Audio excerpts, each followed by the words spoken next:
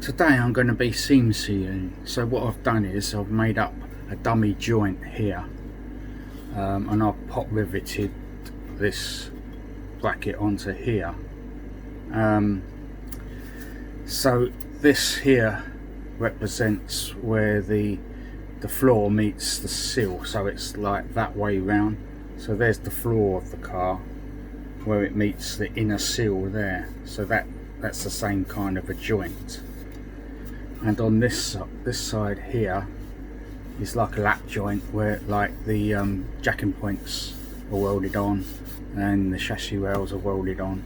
So I'm going to try out these two joints.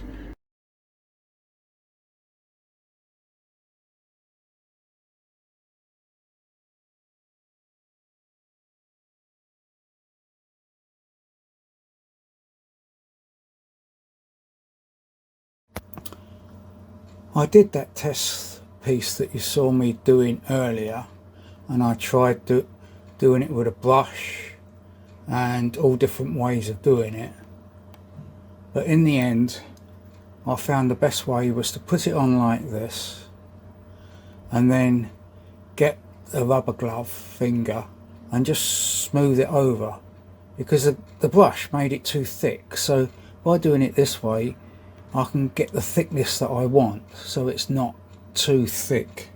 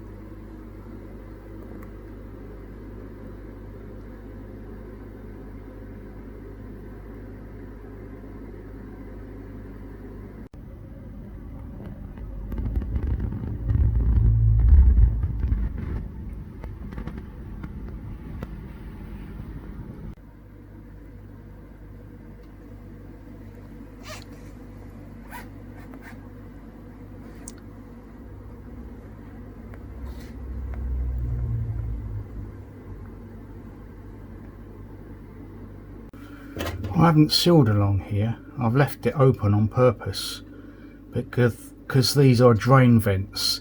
If there's any water gets in here, it's able to drain out.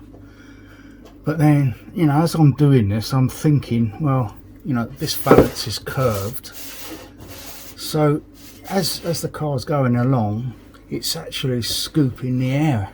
It's an air scoop, and the air will go straight up there, so any road spray, any water will get sprayed straight up there. Now the petrol tank comes down to about this much, but even so there's a gap along here and either side of the petrol tank, so it must be acting as a scoop, so these must get full up with water. Now at this point there's 3 layers. This valance is all one part of the rear panel, and it goes right the way up to where the boot lid comes down to. This bit here is the end of the boot floor. This is the boot floor here. You can't actually see it, can we? You can't actually see that. So this is the boot floor, and on the end of the boot floor there's a big angle about that deep, and that's the end of it. So at this point there's 3 layers, and from there up there's 2 layers. Now where the boot floor meets the rear panel, there's a gap. Now it's in one of my other videos, I think it's called the rear panel.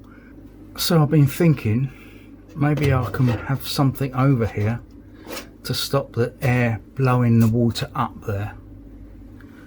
but still enable the water to drain out, or even condensation that's in there.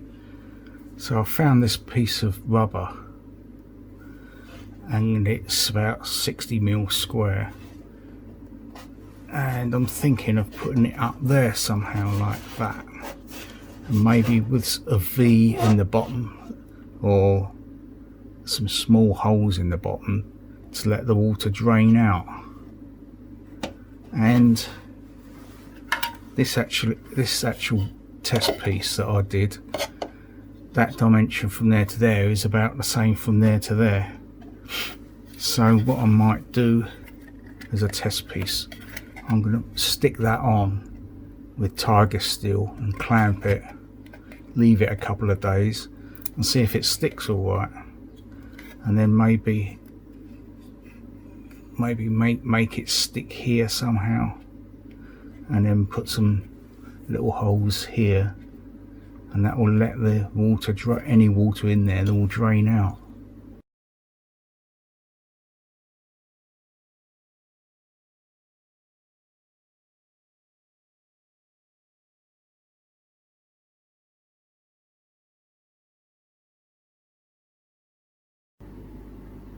Right, the seam sealing is all done now, and in the end I decided to seam seal every joint. So wherever there's 2 layers of metal, I've put a layer of tiger seal all over.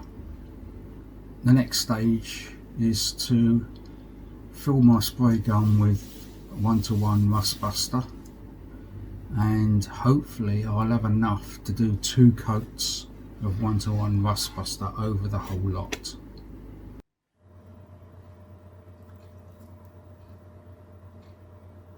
What I'm doing here is something called stripe coating, and it's just putting a layer of paint on every edge of the metal, because it was developed by the Navy or Marine engineers, because they realised that rust starts on the edge. So you put a layer first on the edge before you spray over it.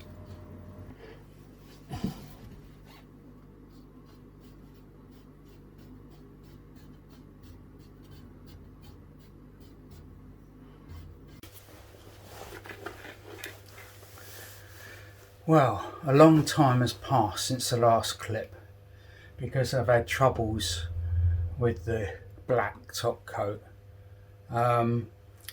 mainly because I'm under there with this spray gun, and the car from this point to the ground is 18 inches.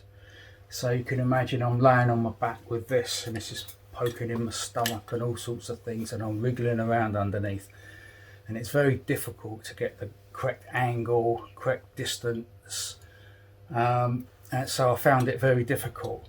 Eventually I decided to divide the car into 3 sections where there was a natural join in the panels.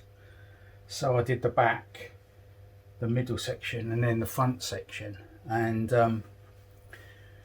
I've got it okay now. It's not the finish I was looking for.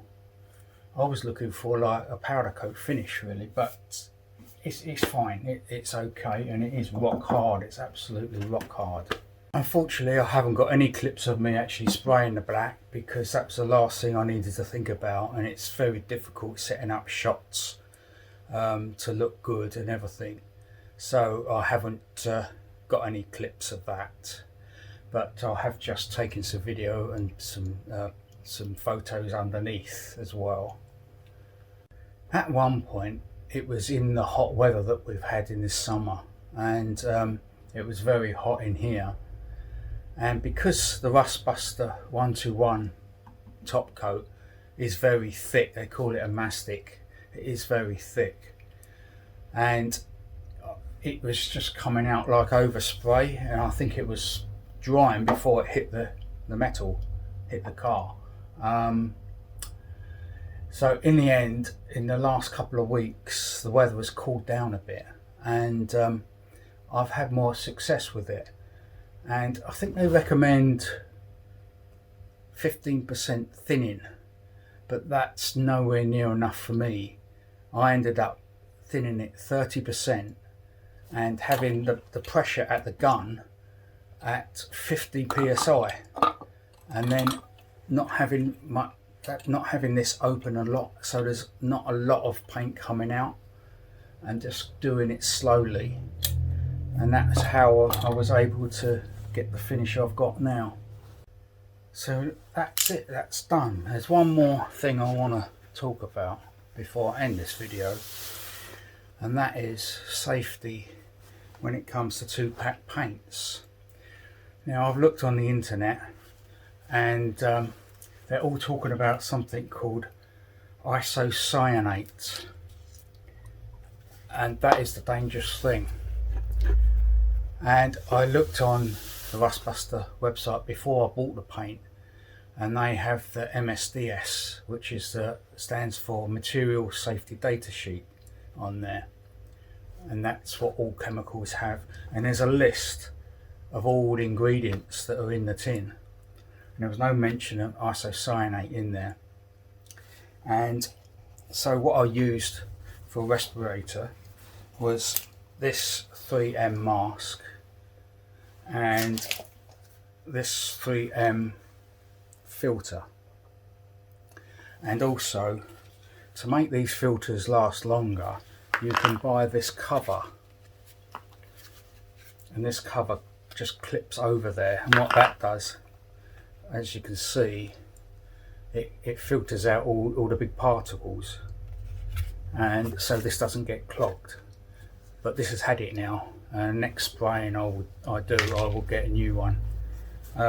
So the details of this mask and these filters are in the description on the bottom of this video of where you can buy it. I think it's Screwfix I put down there before.